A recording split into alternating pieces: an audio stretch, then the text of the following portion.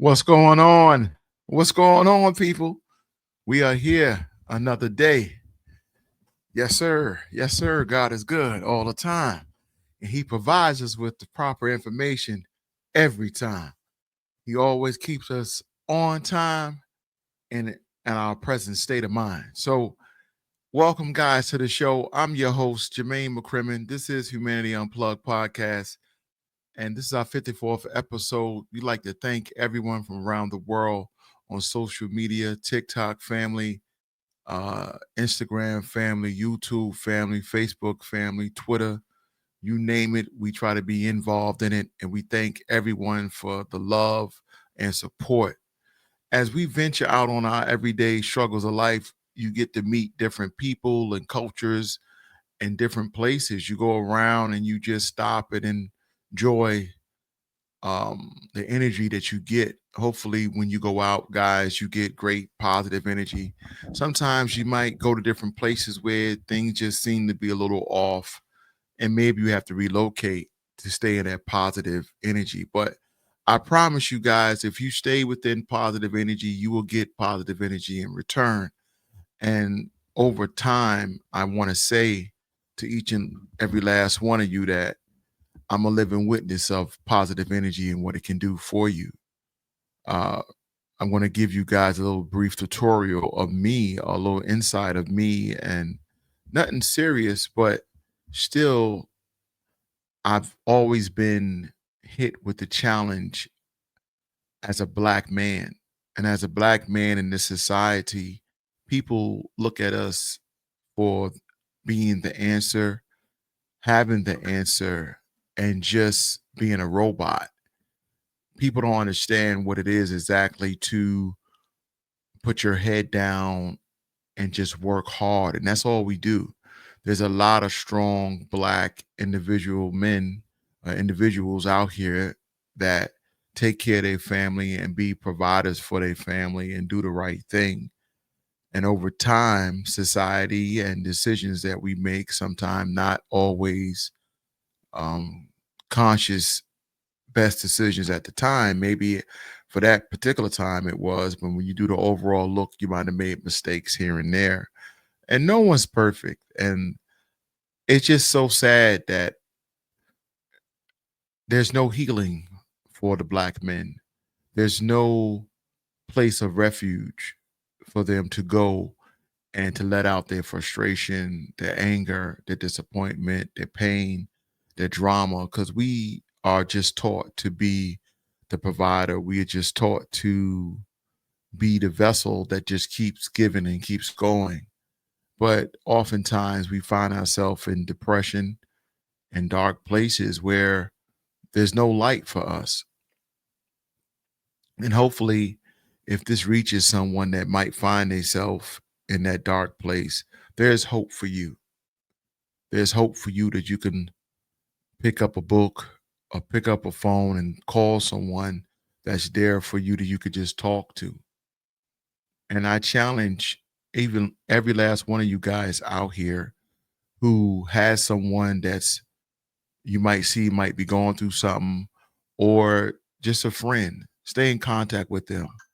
Pick up a text message and see how they're doing. Text them. Send them a phone call. Send them a text. Maybe if you can, ring their doorbell. Stop by. Ask them how they're doing. See how they're feeling. Talk to them.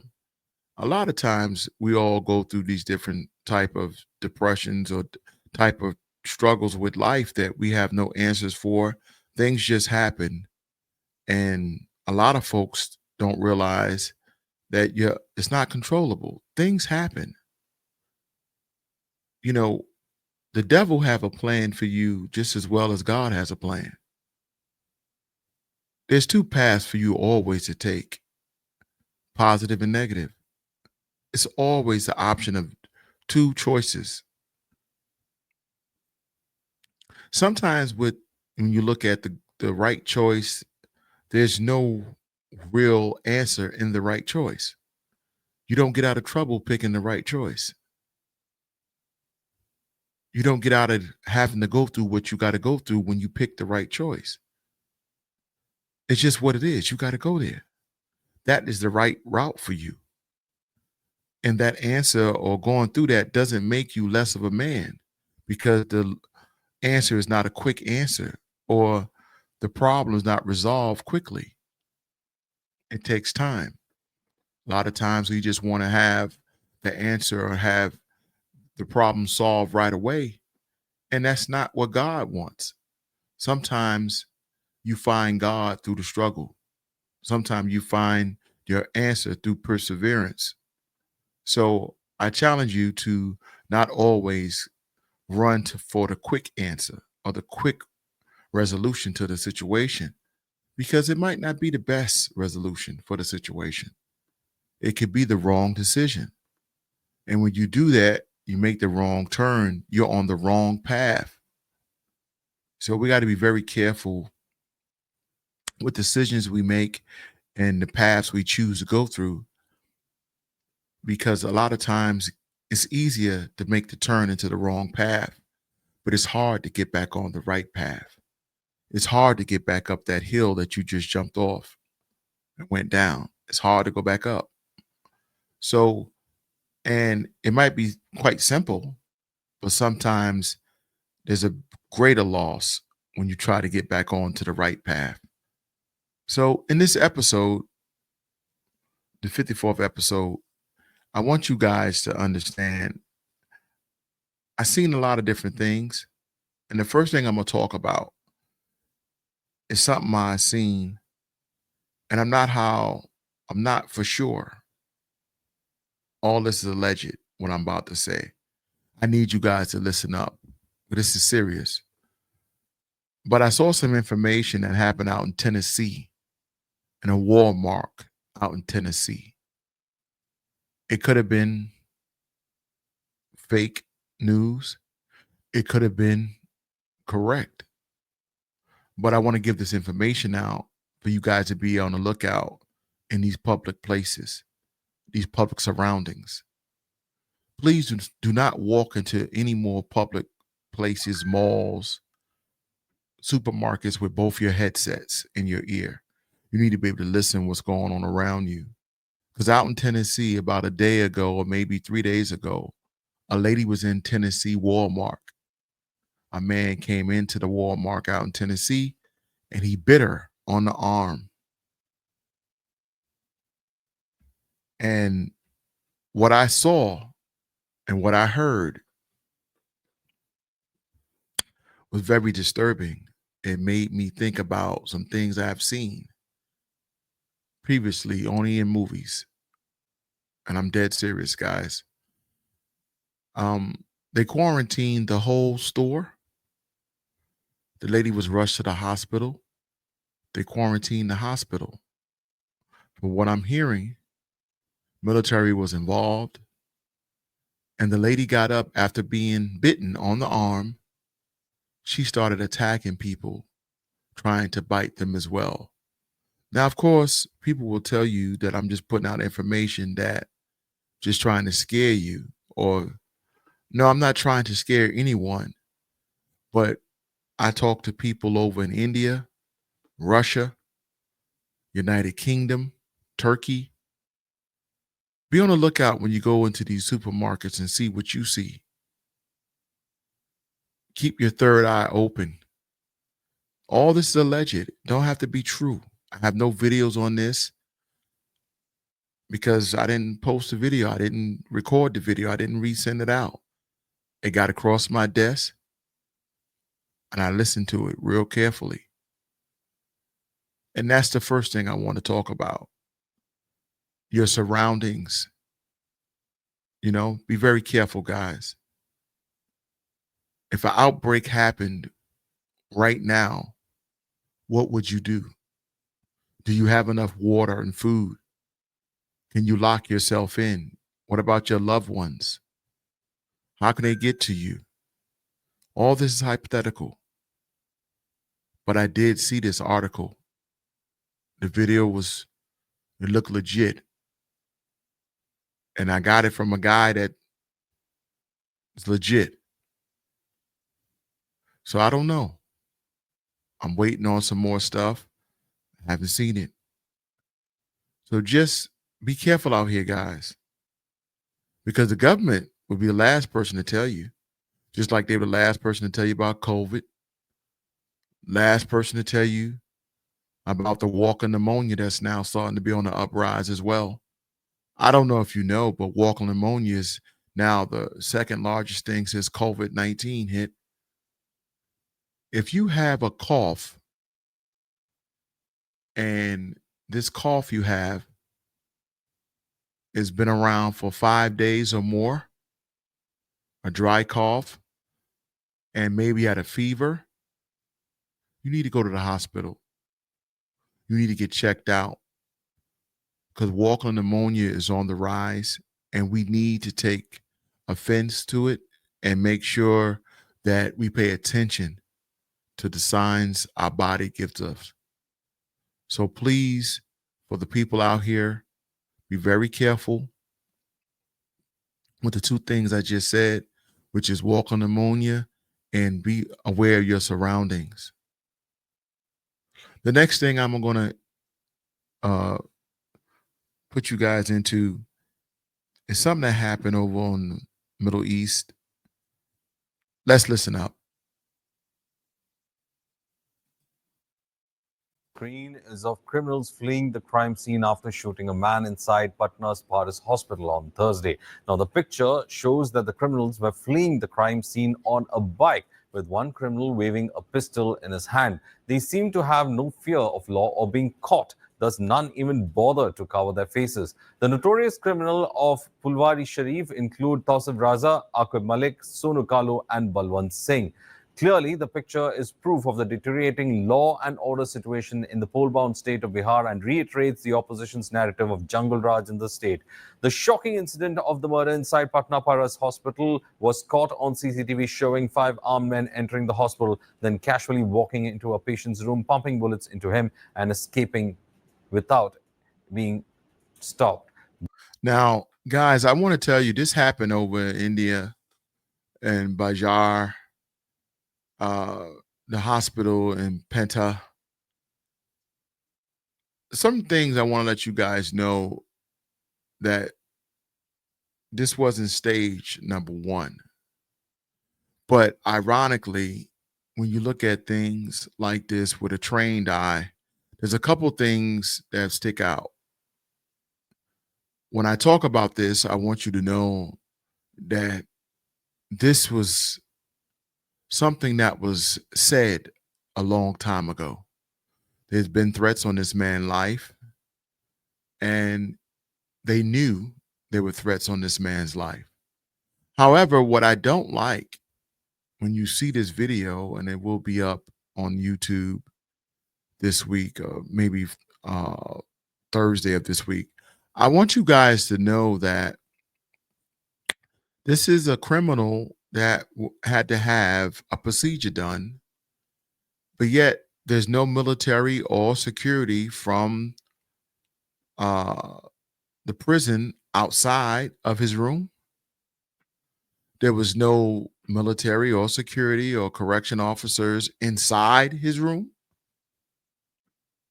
And you know, when you are incarcerated, you don't go anywhere unescorted. There's always going to be someone looking after you, have you chained or whatever, or handcuffed to the bed. Where is the protection for this inmate? Where is the security for this inmate? Where is the protection or security for the hospital?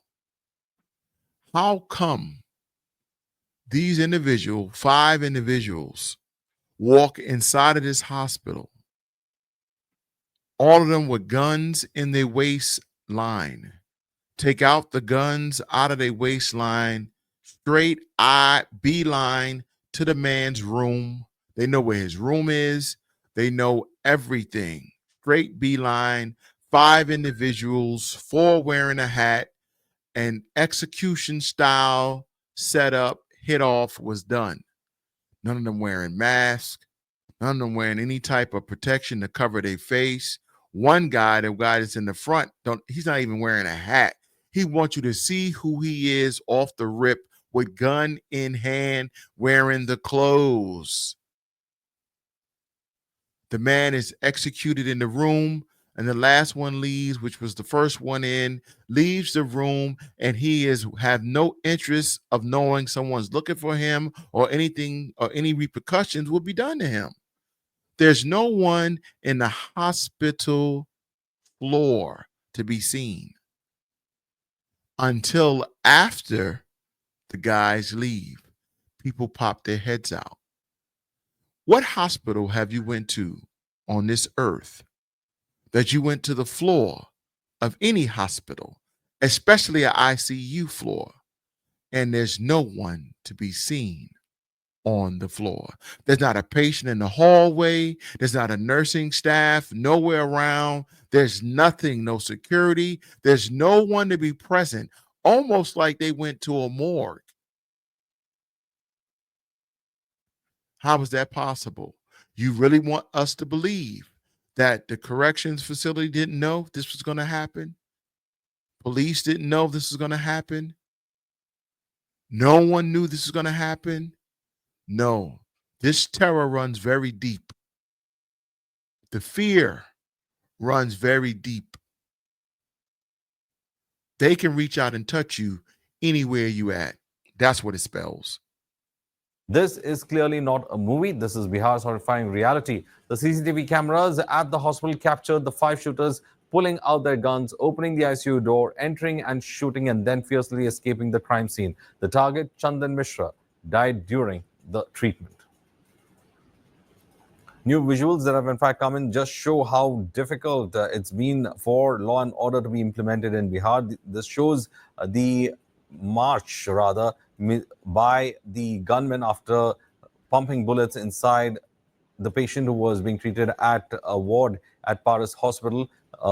These are the visuals that, in fact, we showed you yesterday, the CCTV visuals that show them entering the ward, shooting, and now they are, in fact, just moving out. And they just escaped from the location on a bike and even brazenly displayed their weapons as they fled from the hospital scene.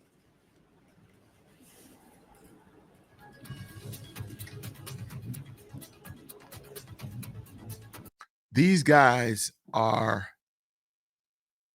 sitting on top of motorcycles, 3 deep on one motorcycle, guns in their hand, raising their hand as if they have victory over their enemy. Now, the guy that was executed, I'm quite sure he might have been talking or he did something they didn't like, and they wanted him out. That's what they did, and they took him out.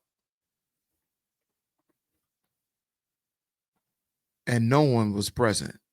Even upon leaving, no police, no security.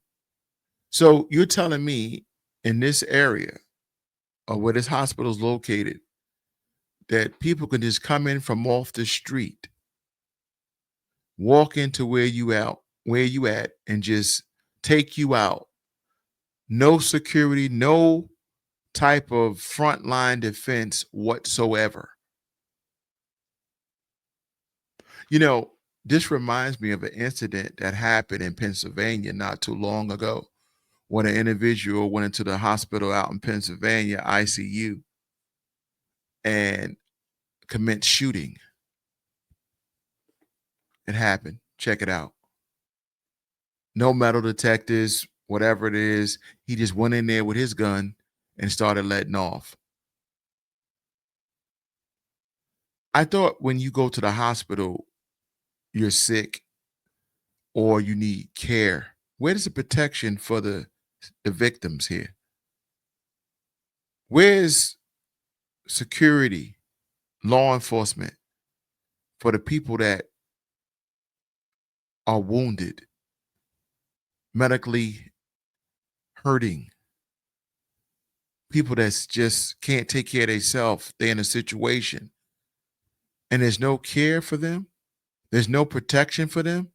So when you get sick and go to the hospital, you can very well say, well, I ain't coming back because who knows who will just come up in there and take my life out. Just take me out. Well, this is what happened, and it's sad that it happened, but we have to do better. We have to find a better way to protect the people. So the next thing I'm going to talk about, it happened up in upstate New York, and I want you guys to listen up. Deputy Commissioner Matthew Franklin, Acting Colonel Brian Gillis, Captain Scott Daly from the Department of Environmental Conservation of Public Protection. The New York State Police and our partners is currently investigating the homicide of Melina Frattolin. I want to remind everyone that this is an ongoing investigation, and this information is preliminary and subject to change. Found dead. On Saturday, July 19th, 2025, at approximately 10 o'clock p.m., Warren County 911 received a call from a man reporting his 9-year-old daughter missing with a possible abduction in the area of exit 22 of I-87 Northway in Lake George. The child was identified as Melina Frattolin, age 9, and the caller as her father, Luciano Frattolin, age 45. The New York State Police and Warren County Sheriff's Office immediately responded to the area of exit 22 of the Northway and initiated investigation and attempt to locate Melina. On Sunday, July 20th, a search detail comprised of officers from multiple agencies conducted an organized search in the town of Ticonderoga, New York. In an area, Mr. Frattolin was suspected of having visited.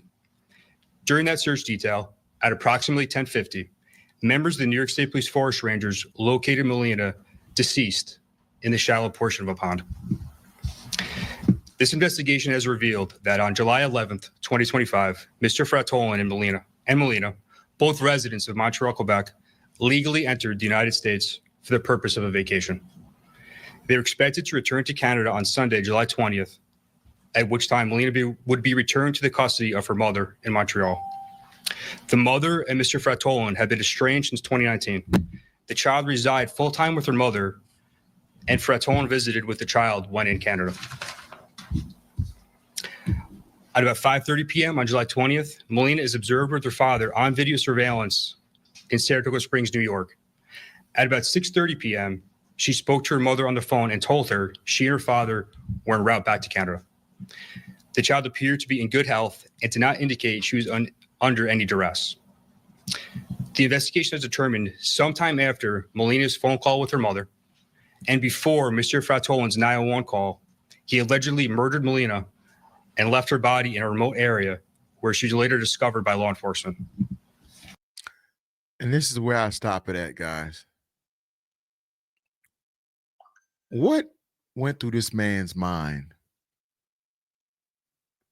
to take out his own 9-year-old daughter?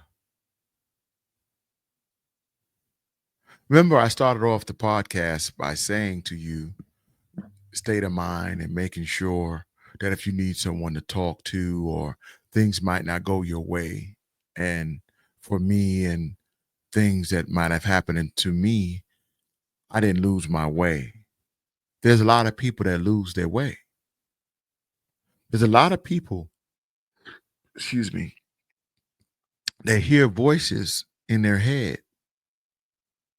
and they talk to the voices that they hear in their head. And these voices that they hear, it's a simple way of knowing if they're good voices or bad voices. If you do things you know, or they're telling you to do things you know ain't right, then you know what kind of voice you're listening to. No one good should be telling you to do something bad. And no one bad is going to tell you to ever do something too good, because when it's bad and it's constantly bad, that's all they know. Now, yes, you can change, but change sometimes takes time. So this man who lives in Canada and his wife or ex-wife and his daughter live in Montreal, Canada, he decided they're divorced.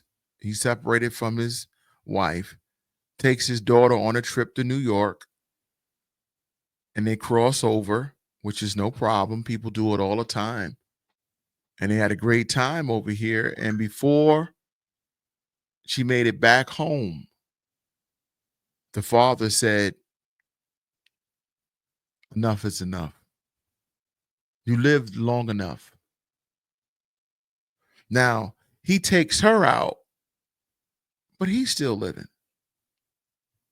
So the message that he sent was he wanted to cause pain to the mother. See, there's no other pain for the mother because she broke away from him. The daughter also maybe didn't display pain by breaking away from her father. So the father took the girl's life and he scarred the mother forever. Pain gives out pain. We have to understand that violence only knows violence. Gang banging knows gang banging. That's why in so many times, and we look over our life, kindliness or kind gestures pierce the hardest heart, the coldest hearts. A gang banger, and you tell him that you love him, he's your brother, come on and sit down, let's talk. It shifts things in the atmosphere because he's not used to that. For every action, there's a reaction, and the reaction he's used to is always negative.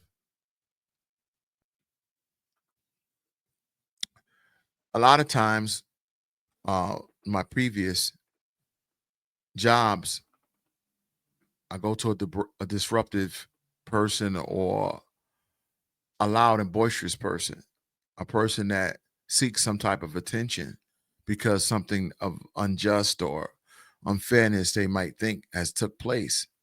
So they call me to be the crisis intervention, to step in and neutralize the situation. And the first thing I do is look at posture, look at, are they carrying something on them? Can I tell off the bat? I listen to what they're saying to figure out, do they have a legitimate argument? I observe the situation from a distance just to see who's involved, who's the fire, where's all the heat coming from. If I can detect from a distance who he has a problem with, I'll probably move him away from that person that he has the issue with and then talk to him or her. And one of the first things I do after all of that is my pitch. I'm not talking to somebody that's aggressive with an aggressive tone because people find it very hard to yell at someone who's not yelling at you once you remove the fire. Sometimes you have to bring them back by telling them, why are you yelling? I'm not yelling at you. I understand what took place. I'm sorry about that, but could we tone it down a bit? And instantly gratification may come because you're recognizing something that's all they wanted someone to do was recognize there was an issue. So by saying sorry, you recognize there was a difference, an issue, and you proceed with the conversation. You ask them for things that can possibly rectify the situation. What can I do to help? What could we do to make it better this time?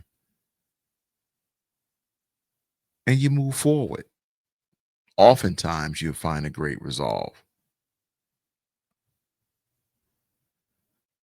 It's sad that this man had to have the resolve to take his child out, to think that was the answer to his problem.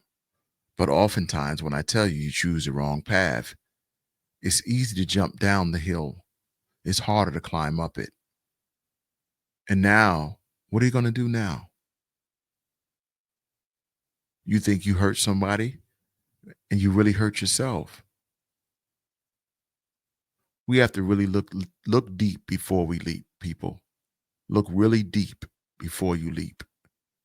I'm your host, Jermaine McCrimmon. This is Amenity Unplugged Podcast, episode 54.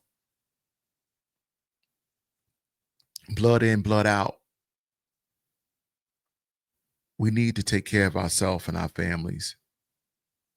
Don't let it result to crime, killing, and mischief. Let's solve it before it goes that far. Take care, people. Stay aware. Much love to all. Peace.